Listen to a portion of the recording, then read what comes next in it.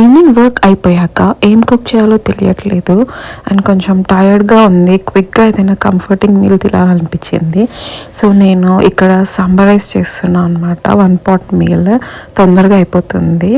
First కొంచెం onion, tomatoes, carrots and potatoes cut చేసుకున్నాం and పచ్చిమిర్చి అవన్నీ సాటీ చేసేసి కొంచెం మంచిగా సాటీ అయ్యేంత వరకు పెట్టి ఈలోపు పక్కన రైస్ అండ్ దాల్ కుక్ చేసుకున్నాం వేరే గిన్నెలో.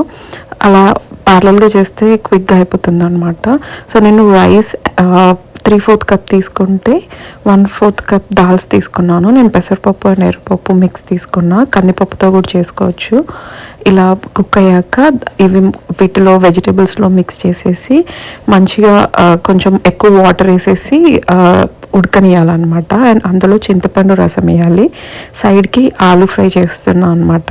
బాగుంటుంది సాంబార్ రైస్కి పక్కన.